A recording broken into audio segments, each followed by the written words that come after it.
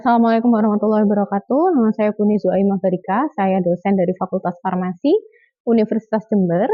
Pada kesempatan kali ini saya akan menunjukkan video pembelajaran yang dibuat sebagai salah satu persyaratan PDD UKT-PT atau pernyataan diri dosen untuk unjuk kerja Tridharma bidang pengajaran pada proses sertifikasi dosen.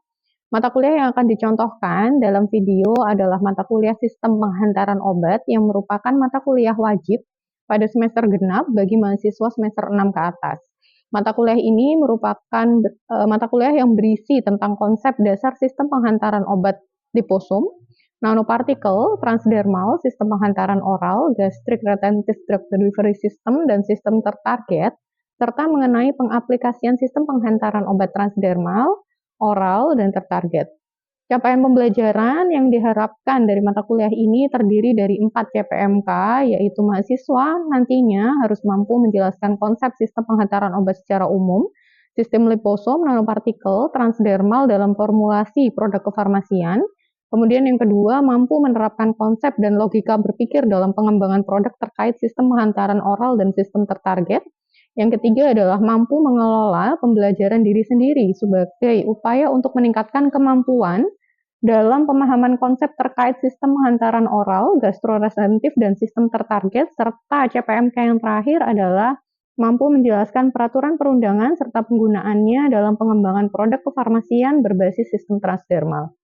Kemudian, materi atau pokok bahasan pada mata kuliah ini antara lain yang pertama merupakan konsep dasar sistem penghantaran obat, kemudian sistem penghantaran liposom, sistem penghantaran transdermal, sistem penghantaran nanopartikel, sistem penghantaran oral control release, sistem penghantaran gastric retentive drug delivery system, kemudian sistem penghantaran tertarget.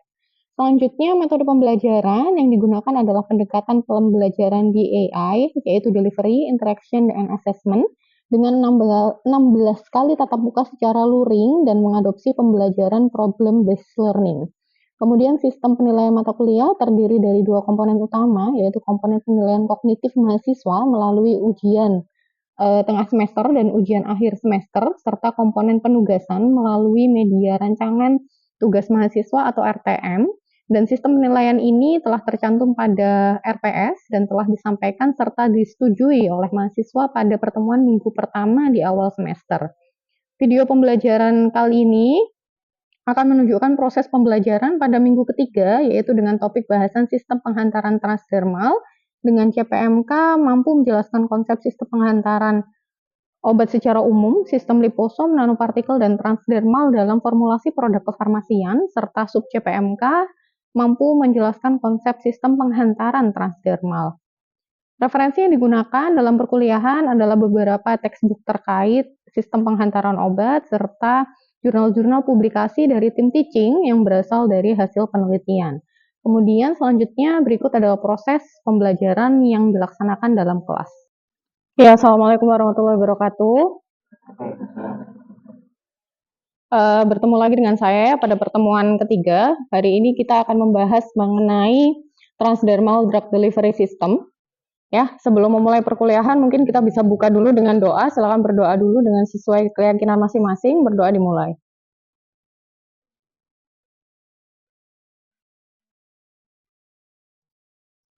Oke. Sebelum saya membahas mengenai pertemuan kali ini, mungkin saya akan flashback dulu ya untuk materi minggu lalu. Kira-kira adakah mahasiswa yang masih ingat minggu lalu kita membahas apa? Ya, minggu lalu membahas tentang liposom, yaitu sistem penghantaran obat berbasis fosfolipid. Oke, apakah ada mahasiswa lain yang punya pendapat? Liposom merupakan sistem penghantaran obat yang mampu meningkatkan permeabilitas dan aktif, di mana pada pertemuan sebelumnya sudah dibahas apa itu liposom dan bagaimana cara membuatnya. Oke, begitu ya. Jadi minggu lalu kita sudah membahas mengenai liposom, salah satu sistem penghantaran obat. Minggu ini kita akan membahas sistem penghantaran obat yang lain, yaitu sistem penghantaran obat transdermal. Oke, untuk pertemuan kali ini kita akan membahas mengenai sistem transdermal ya. Kemudian untuk CPMK dan sub CPMK dari pertemuan ini seperti yang sudah saya sampaikan di RPS. Jadi untuk hari ini kita CPMK-nya adalah mampu menjelaskan konsep sistem penghantaran obat secara umum, sistem liposom, nanopartikel, dan transdermal dalam formulasi produk kefarmasian. Kemudian untuk subjek PMK dari pertemuan ini adalah mampu menjelaskan konsep sistem penghantaran transdermal. Untuk materi-materi terkait yang untuk pertemuan kali ini sudah bisa diakses dalam MMP ya, jadi kalian bisa akses sendiri. Kemudian, nah mungkin langsung saya mulai aja ya, saya mulai mengenai penghantaran obat transdermal. Apa sih drug in formulation? Kalau misalnya dari obat, kalau misalnya berdasarkan definisi penghantaran obat transdermal berarti kita memanfaatkan yang namanya kulit dari pasien. Nah, drug in formulation, jadi nanti drug in formulation yang diaplikasikan pada kulit bisa bermacam-macam, nanti bisa masuk melalui jalur 1, jalur 2, maupun jalur 3. Kemudian yang dikatakan transdermal system itu adalah ketika bahan aktifnya bisa menembus sampai ke dalam, sampai ke sirkulasi sistemik. Jadi tidak hanya sampai ke dermal, tidak hanya sampai ke epidermis, tapi sampai ke sirkulasi sistemik. Oke. Kemudian, nah ini adalah topical application gitu ya. Topical application adalah apa yang kita aplikasikan pada kulit pasien. Nanti sifatnya atau apa yang terjadi pada obat nanti akan bermacam-macam. Obat itu bisa remain superficial ya. Bisa hanya ada di permukaan. Kalau hanya ada di permukaan, contohnya banyak ya. Bisa untuk insect repellent atau obat-obatan yang bukan obat sih, sediaan-sediaan yang diaplikasikan untuk menghalau nyamuk itu hanya di permukaan. Kemudian sunscreen itu juga hanya di permukaan, bisa dikelenjar, kelenjar di seperti ini. Jadi kelenjar contoh adalah obat-obat anti jerawat, itu di kelenjar keringat ya biasanya. Kemudian bisa di lokal tisu. Jadi kalau misalnya obat ditaruh di kulit kemudian hanya berefek secara lokal, nanti dia hanya sampai ke epidermis, dermis, subkutan maupun ototnya. Ya, bisa untuk antimitotik, antiinflamatori, anestesi, antihistamin.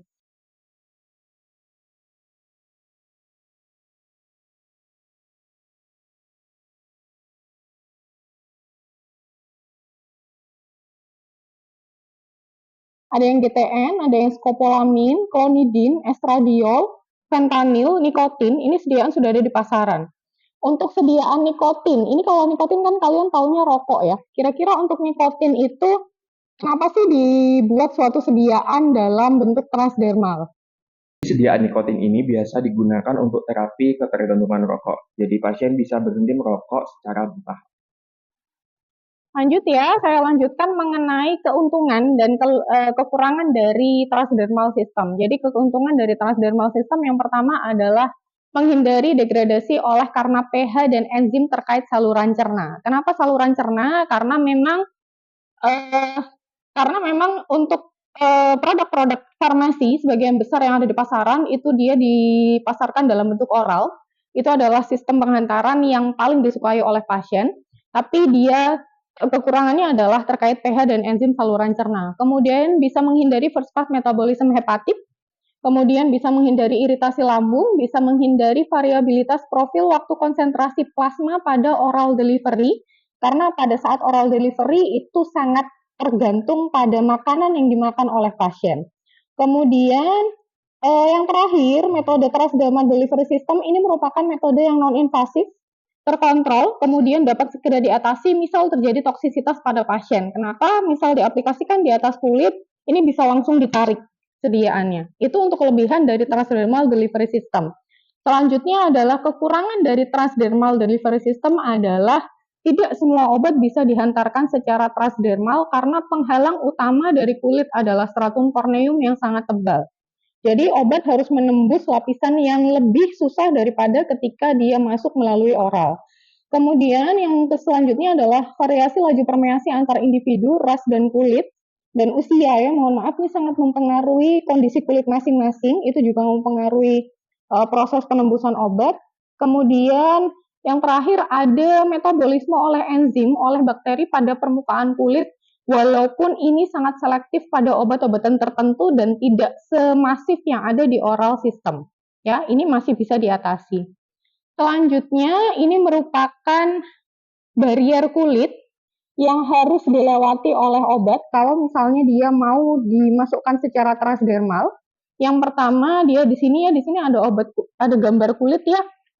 Di sini ada gambar kulit. Ini adalah gambar stratum corneum yang kalian punya masing-masing. Jadi ini adalah stratum corneum. Stratum corneum kalau misalnya dilihat selnya bernama corneosit. Kalau misalnya ini diperbesar lagi, korneosit ini bentuknya seperti ini. Jadi ini antar korneosit 1 dan korneosit 2. Di antaranya dia terdapat lapisan lipid bilayer, jadi lipid air berlapis-lapis.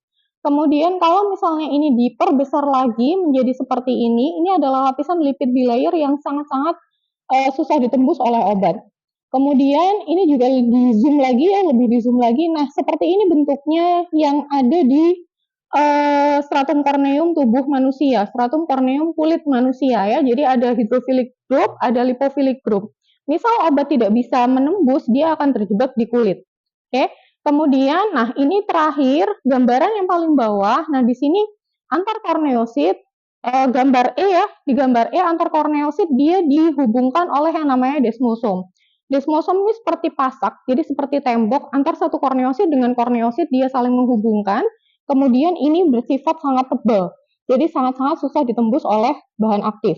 Ya, bagaimana caranya obat bisa menembus kulit? Jadi nanti bisa melalui jalur transselular, bisa melalui jalur interselular, bisa melalui jalur transapendageal.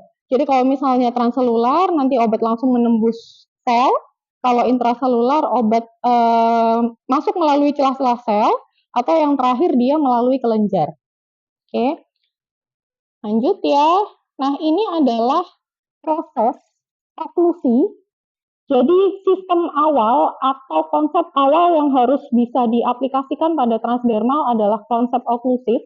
Kenapa? Karena pada saat terjadi proses oklusif itu akan menghasilkan suatu mekanisme hidrasi, ya. Oklusif itu apa? Oklusif itu ketika air yang ada di dalam kulit itu kita paksa tidak keluar. Jadi kita tutup permukaan kulit supaya air tetap ada di kulit. Nah, proses oklusif berakibat apa? Dia meningkatkan kandungan air dari stratum corneum dari cuman 5-15% hingga 50%. Bagaimana caranya? Bisa kita tutup dengan sediaan patch. Ketika ini tertutup dengan sediaan patch, jadi ini adalah stratum corneum yang masih intak, yang belum terjadi proses oklusif, gambar paling bawah. Di sini bisa dilihat desmosomnya masih tebal, masih berwarna hitam pekat. Tapi seiring berjalannya waktu, ketika proses oklusif itu berjalan, desmosom nanti akan larut secara perlahan, tapi bukan temporer, hanya bersifat reversibel ya, nanti akan kembali lagi.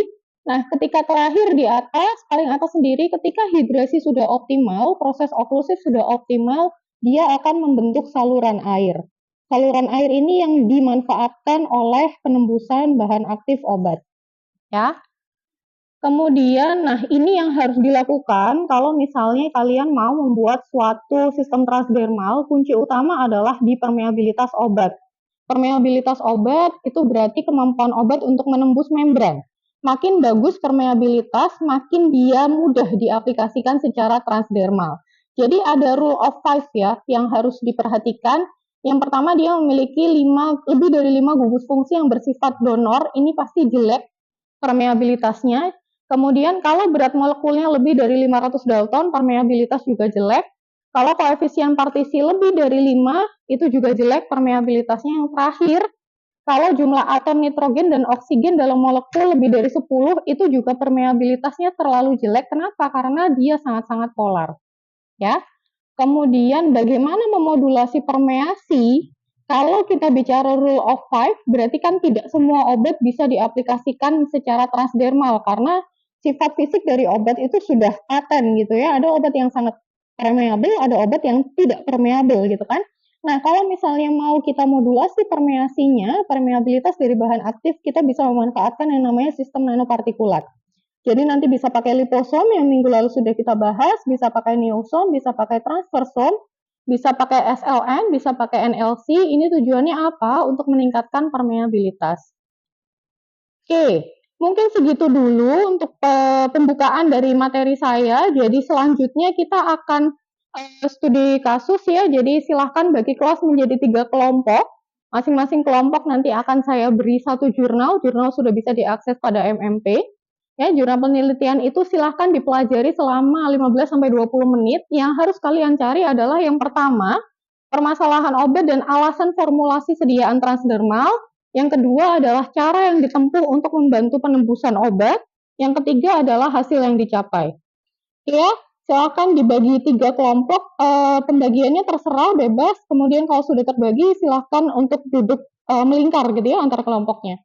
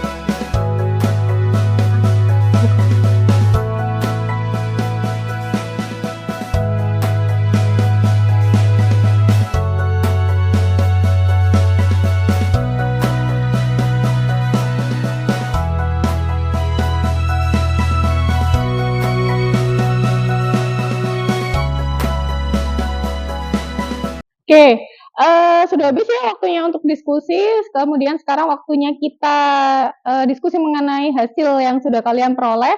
Mungkin dari kelompok 1 dulu deh. Untuk kelompok 1, jurnalnya seperti ini ya untuk kelompok 1, jadi formulation and evaluation of liposomal transdermal patch for targeted drug delivery of tamoxifen citrate for breast cancer. Oke, mungkin dari kelompok 1 dulu, apakah hasil yang sudah kalian dapat? Jadi yang kami diskusikan atau yang kami dapat di sini ada 1 poin. Yang pertama yaitu permasalahan obat dan alasan formulasi sediaan dari transdermal itu sendiri. Jadi tamoxifen ini merupakan obat untuk pasien kanker payudara, mempunyai sifat yang sangat lipofili. Lalu untuk permasalahan kedua yang kami temukan, di mana tamoxifen ini kan digunakan secara oral. Dia akan mengalami metabolisme secara bersamaan dan metabolisme dihasilkan melalui enzim. Kemudian hal ini dapat menyebabkan terjadinya penurunan efektivitas obat karena adanya resistensi obat. Kemudian selain itu efek samping juga berpotensi muncul seperti kanker yang baru pada endometrium serta liver, kemudian peningkatan pembekuan darah serta munculnya retinopati pada mata. Dan pengembangan formulasi obat transdermal ini dilakukan untuk meningkatkan efektivitas tamoxifen sendiri, karena mengantarkan langsung obat pada target subdermal. Selain itu, penggunaan rute transdermal juga dapat menurunkan efek samping sistem obat. Sudah, selanjutnya untuk metode yang digunakan bagaimana? Jadi untuk metode atau cara yang ditempuh untuk membantu penembusan obat itu tamoxifen diformulasikan dalam mikroskop menggunakan polycystic acid chlorifenolic acid atau poly-FAA. Kosong kemudian selanjutnya dikeringkan menggunakan metode fish dryer dan diformulasikan dalam patch type drug kinetics dalam polimer hydrated metal, potensi K50 dan FSC. Ya, selanjutnya. Dari hasil yang didalami itu, yang diajarkan itu memiliki karakteristik ketebalan, ketegangan sadar, ketegangan bobot, tekstur lembab, dan kekuatan lipat dan besar yang baik. Selain itu, PET juga harus menunjukkan hasil uji iritasi dan penetrasi yang baik. Untuk pengujian dari farmakokinetika dan farmakodinamika, secara in vivo menunjukkan penggunaan PET transdermal dapat menstabilkan kadar obat dalam darah, menghasilkan pelepasan hiperlambat sehingga efek samping obat dapat menurun serta secara signifikan menurunkan volume tumor dibandingkan dengan penggunaan obat untuk oral. Oke, sudah. Diskusi untuk kelompok 1, jadi kelompok ini membahas mengenai transdermal patch, tapi pakai sistem liposom seperti pembelajaran kita minggu lalu. Obatnya tamoxifen, kemudian sudah diuji farmakokinetik, farmakodinamik, hasilnya jauh lebih baik daripada oral maupun injeksi gitu ya. Untuk penurunan tumornya baik, untuk efek sampingnya juga minimal. Lanjut ya untuk kelompok 2. Kelompok 2, jurnal yang digunakan atau yang didiskusikan adalah biodegradable nanoparticle based transdermal patch for gentamicin delivery formulation characterization and pharmacokinetica in rabbit. Untuk kelompok 2 yang mana? Untuk permasalahan obat dan alasan formulasi dari kejadian transdermal dari penelitian ini, gentamicin memiliki sifat yang sangat polar dan sangat larut dalam air, sehingga memiliki permeabilitas intestinal dan dermal yang jelek, sehingga hanya tersedia pada larutan injek. Dan selain itu juga gentamicin merupakan obat dengan jendela terapeutik yang sempit dan toksik terhadap ginjal dan juga sistem pendengaran. Nah, formulasi gentamicin menjadi patch transdermal ini diharapkan dapat meningkatkan efikasi gentamicin, dapat meningkatkan kadar obat dalam darah, serta meningkatkan kepatuhan dari pasien itu sendiri. Kemudian untuk cara yang ditempuh untuk membantu penembusan obatnya itu, gentamicin diformulasikan dalam nanopartikel PLGA dan dijebak kemudian pada patch type drafting matrix menggunakan polimer HPLC eudrafting RS100. Untuk hasil yang dicapai, yang pertama adalah gentamicin diformulasikan dalam nanopartikel PLGA memiliki rata-rata ukuran sekitar 200 nanometer, nilai encapsulation efisiensinya sebesar 80 hingga 92%, dan polydispersive index 0,28 hingga 0,35, di mana hasil pengujian patch menunjukkan hasil fisik yang baik. Pengujian farmakokinetikanya menunjukkan konsentrasi yang maksimal dalam darah masuk dalam rentang MIC yang tercapai pada jam ke-2,5 jam. Kemudian farmakokinetik juga menunjukkan bahwa populasi PCSO-CNS ini memiliki parameter farmakokinetik yang lebih tinggi dibandingkan oral dan juga menunjukkan hasil pengawasan di depan. Oke, itu ya untuk diskusi kelompok 2. Jadi obatnya apa tadi? Gentamicin ya, obatnya gentamicin. Kemudian gentamicin selama ini banyaknya diinjeksi, tapi efek samping besar gitu ya. Kemudian ternyata bisa diaplikasikan lewat transdermal, tapi menggunakan sistem nanopartikel ya. Nanopartikel nanti kita bahas selanjutnya di pertemuan berikutnya. Oke, untuk kelompok 3. Kelompok 3 yang mana? Iya, untuk jurnal untuk kelompok 3 seperti ini. Jadi glibenclamide nanocrystal in biodegradable chitosan patch for transdermal delivery, engineering, formulation, and evaluation. Silakan untuk kelompok 3 mungkin bisa menyampaikan hasil diskusinya. Dalam jurnal tersebut, permasalahan obat dan alasan formulasi sediaan transdermal yaitu glibenclamide merupakan obat diabetes yang termasuk dalam obat BCS kelas 2, yaitu kalorifernya yang jelek dan permeabilitas yang baik, sehingga memiliki bioavailabilitas yang buruk ketika diadministrasikan melalui tutul oral. Formulasi dalam bentuk transdermal diharapkan dapat meningkatkan bioavailabilitas dari obat. Kemudian cara yang ditempuh untuk membantu penembusan obat sendiri, glibenclamide nanti akan dibuat dalam ukuran nano dengan kombinasi metode bottom up dan juga top down, yaitu presipitasi homogenisasi dengan penstabil Pollock-Warner 188. Nanopartikel yang terbentuk nanti selanjutnya dijebakkan pada matriks kitosan menjadi patch tipe Drafting matrix. Baik, kemudian hasil yang dicapai dari penelitian ini itu proses presipitasi homogenisasi menghasilkan nanopartikel dengan rata-rata ukuran 400 nanometer. Uji pelepasan obat dari glibenclamide nanopartikel sendiri ini menunjukkan hasil yang lebih tinggi daripada mikropartikel. Uji permeasi ex vivo dari glibenclamide nanopartikel transdermal drug delivery system menunjukkan hasil yang lebih tinggi daripada bentuk mikropartikelnya. Yang tadi disampaikan mengenai uji permeasi ex vivo di dalam jurnal penelitian ini juga dilakukan pengujian secara in vivo, yang mana berdasarkan hasil pengujian in vivo ini menunjukkan formulasi glibenclamide dalam bentuk sediaan nanopartikel itu memiliki tingkat penurunan gula darah yang lebih baik dibandingkan dengan bentuk mikropartikelnya. Kemudian berdasarkan hasil pengujian juga bahwa di si glibenclamide ini memiliki profil farmakokinetik pelepasan yang diperpanjang jika dibandingkan dengan penggunaan dalam bentuk oral. Hal inilah yang menyebabkan bahwa formulasi dari si glibenclamide nano-TUDS dapat lebih stabil dibandingkan dengan formula yang lain dalam menjaga kadar gula darah. Itu ya untuk hasil diskusi kelompok 3. Jadi obatnya adalah glibenclamide, obat untuk anti diabetes, kemudian diformulasikan menjadi patch transdermal, tapi pakai kitosan ya. Kemudian juga pakai sistem nanopartikel yang nanti akan kita bahas di pertemuan selanjutnya. Terbukti kalau misalnya sistem transdermal bisa menghasilkan profil obat yang lebih baik dibandingkan sistem penghantaran yang lain, yaitu oral gitu ya. Oke, dari diskusi kelompok 1, 2, dan 3, kemudian dari materi yang sudah saya sampaikan di awal, kira-kira apakah ada yang bisa mengambil kesimpulan tentang perkuliahan kita hari ini?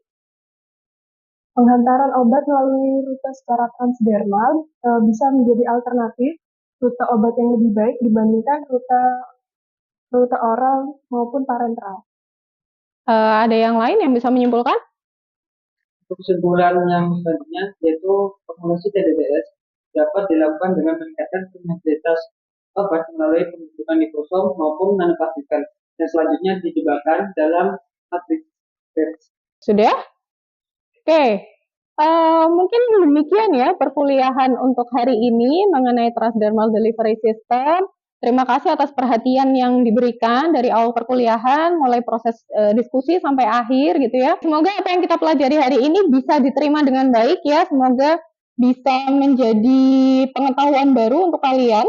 Kemudian selanjutnya, nah ini daftar pustaka yang bisa kalian akses ya untuk materi-materi terkait sistem penghantaran obat. Jadi daftar pustaka nanti silahkan kalau misalnya memang dibutuhkan akan saya berikan melalui MMT gitu ya. Demikian perkuliahan hari ini. Terima kasih atas perhatiannya. Assalamualaikum warahmatullahi wabarakatuh. Waalaikumsalam warahmatullahi wabarakatuh. Terima kasih.